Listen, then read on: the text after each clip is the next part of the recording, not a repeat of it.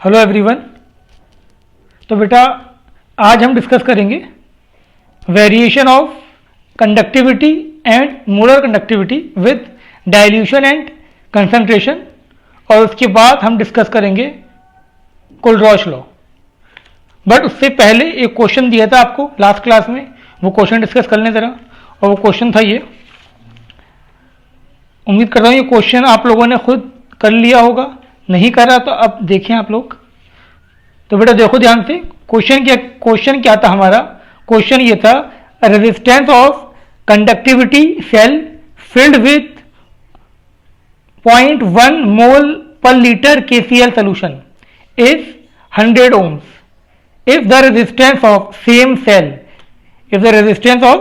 same cell when filled with 0.02 mole per liter KCl solution is 520 ohm.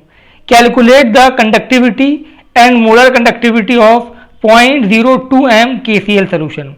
The conductivity of 0.1 m KCl solution is 1.29 siemens पर metre. तो देखो बेटा हमारे पास दो चीजें थी। पहले बात कर रहे थे हम फॉर 0.1 m KCl सोल्यूशन की। तो बेटा यहां पर देखो आप, इसका रेजिस्टेंस कितना था, इसका रेजिस्टेंस था बेटा 100 ओम सेकेंड, और इसका कंडक्टिविटी कितनी थी, इसकी कंडक्टिविटी में क्वेश्चन में गिवन है 1.29 सीमेंस पर मीटर। इसको सेंटीमीटर में कर लो, 1.29 इंटू 10 की पावर -2 सीमेंस सेंटीमीटर। ठीक है बेटा, सीमेंस पर सेंटीमीटर। ठीक है बेटा, अब देखो आप सेकंड हम बात कर रहे हैं फॉर 0.02 m KCl सोल्यूशन। इसका कितना गिवन है, इसका रेजिस्टेंस हमें गिवन है 520 ओम, और हमें इसका कंडक्टिविटी पूछी जा रही है हमसे, और हमसे पूछा जा रहा है इसका मोलर कंडक्टिविटी। ठीक है बेटा, ये बात समझ में आ गई आपकी। अब इसमें एक चीज गिवन है फॉर सेम सेल। अगर सेल सेम है तो हम जानते हैं सेल कांस्टेंट भी क्या होगा, आपका सेम होगा। ये आपका था सेल कांस्टेंट, ये कांस्टेंट वैल्यू हो गई। इसका मतलब K1 kappa 1 R1 is equal to kappa 2 R2। तो आपका कंडक्टिविटी ऑफ सेकंड सोल्यूशन आपका आ जाएगा K1 R1 अपॉन R2। और हमारा K1 कितना है बेटा, K1 था हमारे पास 1.29 10 की पावर -2, रेजिस्टेंस था 100, और R2 था हमारे पास 520 ओम। तो इसका जो आपका आंसर आता है वो आपका आंसर आ जाएगा 0.00248 सीमेंस पर सेंटीमीटर। ठीक है बेटा, अब हम बात कर रहे हैं, अब इसके अंदर सेकंड चीज हमें निकालनी है इसकी मोलर कंडक्टिविटी। और मोलर कंडक्टिविटी हम जानते हैं कप्पा इंटू 1000 अपॉन मोलैरिटी, और हमारे पास के की वैल्यू कितनी आ गई थी 0.00248 इंटू 1000 अपॉन मोलैरिटी कितनी थी बेटा, इसकी मोलैरिटी थी इसकी 0.02। तो इसका आंसर आपका आ गया 124 सीमेंस सेंटीमीटर स्क्वायर पर मोल। तो इस क्वेश्चन को अच्छे से देख लो, बहुत अच्छा क्वेश्चन है, ये मेंस का क्वेश्चन था, और मुझे पूरी उम्मीद है कि आप लोगों ने ये कर लिया होगा। ठीक है बेटा, अब टॉपिक पे आते हैं अपने। तो हमारा टॉपिक है आपका variation of conductivity with dilution and concentration. तो बेटा देखो आपको पता है यहाँ पर, जैसे कि हमने आपको पहले ही बताया था कि molar conductivity is equal to K into V centimetre cube. तो यहाँ पर आप देखिए K क्या हो गया बेटा, K हो गया इनवर्सली प्रोपोर्शनल टू वॉल्यूम, और वॉल्यूम बढ़ाओगे मतलब डाइल्यूट करोगे। तो एक बात आप याद रखें कि कंडक्टिविटी या स्पेसिफिक कंडक्टिविटी या specific conductance is inversely proportional to volume, या कह सकते हो आप डाइल्यूशन। तो देखो इसके अंदर conductivity decrease with increase in volume, या कह सकते हो with dilution due to decrease in number of ions per unit volume. आप ये बात बहुत अच्छे से जानते हो, आप ये बात बहुत अच्छे से जानते हैं कि जो आपका कंडक्टिविटी है ये डिफाइंड होती है आपकी 1 सेंटीमीटर, इसका ये डिफाइंड होती है आपकी वॉल्यूम कितना हो 1 सेंटीमीटर क्यूब। जब वॉल्यूम आप बढ़ाओगे तो वॉल्यूम बढ़ाओगे अगर आप, तो पर यूनिट वॉल्यूम आइंस क्या होंगी, डिक्रीज होगी, इसीलिए कंडक्टिविटी भी डिक्रीज होगी। तो बात समझ में आ गई आपके यहाँ यहाँ तक ये कंडक्टिविटी डिक्रीज होगी with dilution due to decrease in number of ion per unit volume. ऐसी देखो आप conductivity increase with increase in concentration. अगर आप कंसंट्रेशन को बढ़ाते हो, मोलैरिटी या नॉर्मेलिटी, अगर आप कंसंट्रेशन को बढ़ाते हो तो कंडक्टिविटी भी इंक्रीज होगी due to increase in number of ions per unit volume. तो ये देखा हमने कि क्या था आपका डायरेक्टली प्रोपोर्शनल टू कंसंट्रेशन। जैसे कि हम जानते हैं मोलर कंडक्टेंस इक्वल टू के इंटू वॉल्यूम, के इंटू 1000 अपॉन एम। तो के आपका यहाँ पर आपका कंडक्टिविटी डायरेक्टली प्रोपोर्शनल हो गया मोलैरिटी के। एक बहुत फेमस क्वेश्चन आपका एनसीईआरटी का क्वेश्चन है, कंपटीशन में भी आया हुआ है इस स्टेटमेंट में। तो आप देखिए why does the conductivity of solution decrease with dilution. तो इसका आंसर क्या है, डाइल्यूशन पे डिक्रीज क्यों होती है, due to decrease in number of ion per unit volume. इतनी बात समझ में आ गई। अब देखिए आप इसके बाद हम डिस्कस करते हैं। नेक्स्ट हमारे पास आता है factor affecting the molar and equivalent conductivity. तो बेटा देखो सबसे पहला फैक्टर क्या है इसके अंदर, नेचर ऑफ इलेक्ट्रोलाइट। बहुत सिंपल सी बात है, इसको आप समझ लें जरा। तो देखो nature of electrolyte, molar conductivity of strong electrolyte is greater than weak electrolyte because strong electrolyte undergoes complete dissociation या कंप्लीट आयोनाइजेशन। तो ये बात आप बहुत अच्छे से जानते हो कि जो स्ट्रॉन्ग इलेक्ट्रोलाइट होता है, जो आपका स्ट्रॉन्ग इलेक्ट्रोलाइट है वो कंप्लीटली डिसोसिएट होता है, वीक इलेक्ट्रोलाइट कंप्लीटली डिसोसिएट नहीं होता है। और जो कंप्लीट डिसोसिएट होगा उसकी आयंस ज़्यादा प्रोड्यूस होंगी, और आयंस ज़्यादा प्रोड्यूस होगी तो आपका कंडक्शन भी ज़्यादा होगा। ठीक है बेटा, बात समझ में आ गई है। तो यहाँ में एग्जाम्पल देखें, molar conductance of 0.1 m KCl solution is greater than molar conductance of 0.1 m acetic acid solution. क्योंकि हम जानते हैं एसिटिक एसिड क्या आपका वीक इलेक्ट्रोलाइट है। सेम चीज आप इसमें देखिए, आप सेकेंड एग्जाम्पल में molar conductance of 0.1 m HCl is less than molar conductance of 0.1 m H2SO4। ये दोनों ही स्ट्रॉन्ग इलेक्ट्रोलाइट है, बट यहाँ पर कितने आयंस हैं बेटा, 2 आयंस हैं। यहाँ कितने आयंस हैं आपके, 3 आयंस हैं। तो जितने ज्यादा आयंस होंगे उतनी ही ज्यादा कंडक्टिविटी होगी। इतनी बात समझ में आ गई। नेक्स्ट आप देखें, the order of equivalent conductivity या molar conductivity of 0.1 m each. तो इसको देखो, ये एसिटिक एसिड है, वीक एसिड है ये। अब यहाँ मैंने एक H हटा के Cl लगा दिया। Cl क्या करता है बेटा, इलेक्ट्रॉन विड्रॉइंग का काम करता है। ये इलेक्ट्रॉन को विड्रॉ करेगा, एसिडिक कैरेक्टर को बढ़ाएगा, यहाँ डिसोसिएशन ज़्यादा होगा। यहाँ मैंने फ्लोरीन लगा दिया, फ्लोरीन की इलेक्ट्रॉन विड्रॉइंग पावर और ज़्यादा है। तो जैसे जैसे आप इलेक्ट्रोनेगेटिव एलिमेंट लगाते जाओगे वैसे वैसे इसका डिसोसिएशन बढ़ेगा, और डिसोसिएशन जब बढ़ेगा तो क्या होगा, मोलर कंडक्टिविटी बढ़ेगी। यहाँ लगा दिया हमने 2 फ्लोरीन, तो ये इसको और ज़्यादा जल्दी डिसोसिएट करेगा, और जितनी जल्दी डिसोसिएट करेगा उसको उतनी ही ज़्यादा इसकी कंडक्टिंग पावर होगी। तो याद रखें आप, ये नीट का क्वेश्चन भी था आपका।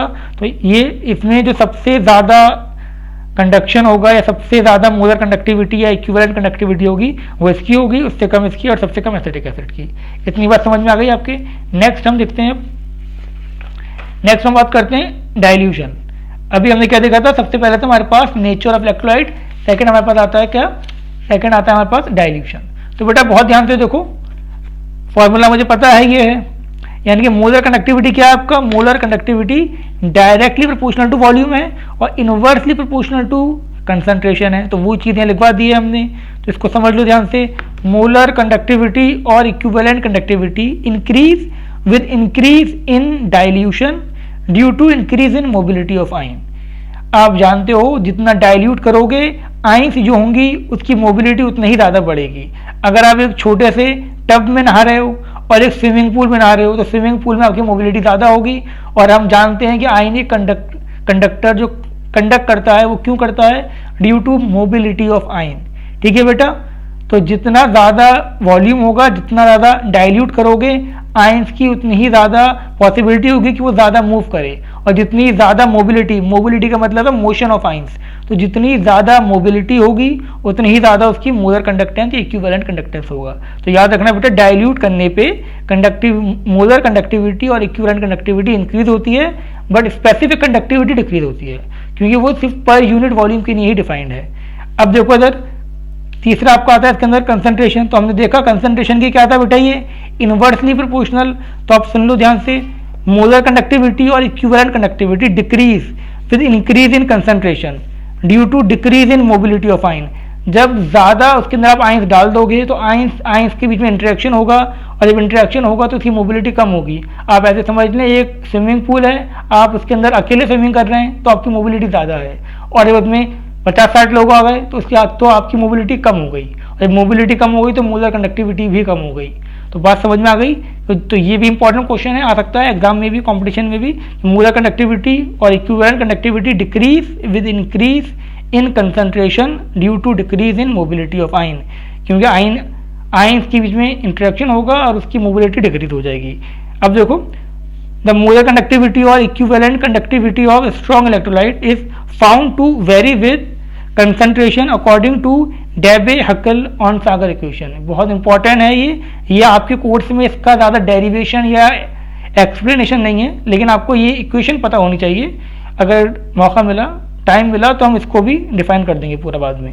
तो डेबे-हक्केल-ऑन-सागर इक्वेशन, तो उम्मीद करता हूँ ये आपको आती होगी, नहीं आती तो अब देख लो ये क्या कहती है। तो ये बात याद रखो बेटा कि मोलर कंडक्टिविटी और इक्विवेलेंट कंडक्टिविटी का जो रिलेशन है, जो वेरिएशन है, वो किसने दिया था? डेबे-हक्केल-ऑन-सागर। और ये आपकी इक्वेशन दी थी, इक्वेशन है कुछ ऐसी, इस इक्वेशन को आप देख लें।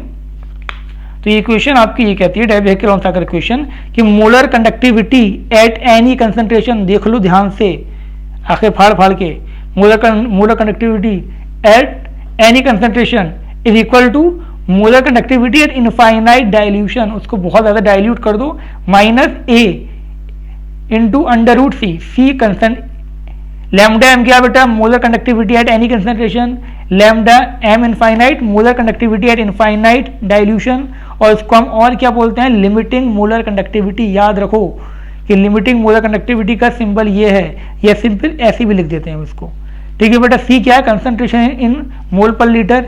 ए कांस्टेंट है जो डिपेंड करता है आपका नेचर ऑफ इलेक्ट्रोलाइट पे, टाइप ऑफ सॉल्वेंट पे, टेम्परेचर पे। तो बेटा आप सुनो ध्यान से, अगर हम ग्राफ प्लॉट करते हैं, अगर हम मोलर कंडक्टिविटी का और कंसंट्रेशन का ग्राफ प्लॉट करते हैं, तो देखो इधर जाओगे तो कंसंट्रेशन बढ़ेगा, इधर जाओगे तो क्या होगा? डाइल्यूशन बढ़ेगा। तो बेटा देखो, जब इसको आप डाइल्यूट करोगे तो इसकी कंडक्टिविटी क्या होगी? इंक्रीज होगी। जब इसको आप कंसंट्रेट करोगे तो क्या होगी? डिक्रीज होगी। तो ये अप्रॉक्सीमेट स्ट्रेट लाइन आती है, लेकिन ये एक पर्टिकुलर वैल्यू तक ही स्ट्रेट लाइन आती है। इसका हम सोल्यूशन नहीं बता रहे हैं आपको, लेकिन ये ध्यान रखो, ये through out the concentration straight line को फॉलो नहीं करता, पर्टिकुलर वैल्यू तक ही वो स्ट्रेट लाइन को फॉलो करता है। ये स्ट्रॉन्ग इलेक्ट्रोलाइट का है, KCl का। लेकिन अगर आपके पास वीक इलेक्ट्रोलाइट है तो उसका कोई इस टाइप का कर्व आता है, ये स्ट्रेट लाइन को फॉलो नहीं करता। तो याद रखना, ये क्वेश्चन भी आपका कॉम्पिटिशन में आया हुआ है, ये स्ट्रेट लाइन का था, ये था आपका स्ट्रॉन्ग इलेक्ट्रोलाइट का, ये था आपका वीक इलेक्ट्रोलाइट का। एक चीज आप ध्यान से देखो, जब हमारे पास वीक इलेक्ट्रोलाइट है, हम डाइल्यूशन कर रहे हैं, तो पहले तो इसका बहुत स्लोली बढ़ रहा है, इसका मोलर कंडक्टेंस स्लोली इंक्रीज हो रहा है, लेकिन एक टाइम के बाद डाइल्यूट करने पे बहुत जल्दी इसका मोलर कंडक्टेंस इंक्रीज होगा। तो डाइल्यूट करने पे स्ट्रॉन्ग इलेक्ट्रोलाइट के केस में इतना ज़्यादा इंक्रीज नहीं होगा, इतना रैपिड इंक्रीज नहीं होगा जितना आपके वीक इलेक्ट्रोलाइट के केस में रैपिड इंक्रीज होगा। तो उम्मीद करता हूँ ये बात समझ में आ गई होगी। इसमें ज़्यादा ध्यान आपको नहीं देना है, क्योंकि ये हाई लेवल का है टॉपिक। इतना जितना बताया वो ध्यान रखो कि डेबे-हक्केल इक्वेशन है क्या, वो ये है आपकी। और आप यह ध्यान रखो, रिलेशन पूछा जाए कि आपका molar conductance at any concentration और molar conductance at infinite dilution, तो वो ये है। ये जो स्ट्रेट लाइन है ये आपका स्ट्रॉन्ग इलेक्ट्रोलाइट के लिए है, और जो ये आपका है कर्व, ये आपका वीक इलेक्ट्रोलाइट के लिए है। तो वीक इलेक्ट्रोलाइट का वेरिएशन ज़्यादा रैपिड होगा as compare to strong electrolyte, लेकिन स्ट्रॉन्ग इलेक्ट्रोलाइट भी हर वैल्यू पर स्ट्रेट लाइन को ओबे नहीं करता, स्ट्रेट लाइन इक्वेशन को ओबे नहीं करता। ठीक है बेटा। अब देखो लास्ट हमारा degree of hydration. Degree of hydration क्या होता है? कोई भी आयन आपके पास है, उस आयन को क्या करे? वाटर इंटरेक्शन बना ले।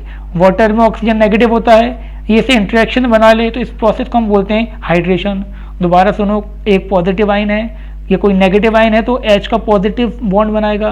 जैसे कि अगर Cl- मेरे पास है तो यहाँ पर ये H पे बेटा हम जानते हैं क्या होता है? पार्शियल पॉजिटिव, तो इससे ये बॉन्ड बनाएगा।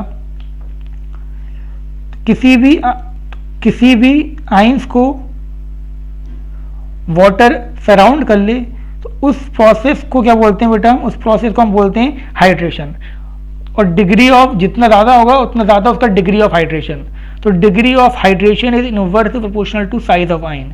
जितना छोटा साइज ऑफ आयन होगा उतना ज़्यादा डिग्री ऑफ हाइड्रेशन होगा, ये बात आप याद रखें। अब जितना ज़्यादा हाइड्रेशन होगा उतना ही ज़्यादा क्या होगा, ये बल्की हो जाएगा, और जितना ज़्यादा बल्की हो गया आयन, जितना बल्की मीन्स हैवी, और जितना ज़्यादा बल्की या जितना ज़्यादा हैवी आयन हो गया उतनी ही कम उसकी मोबिलिटी होगी।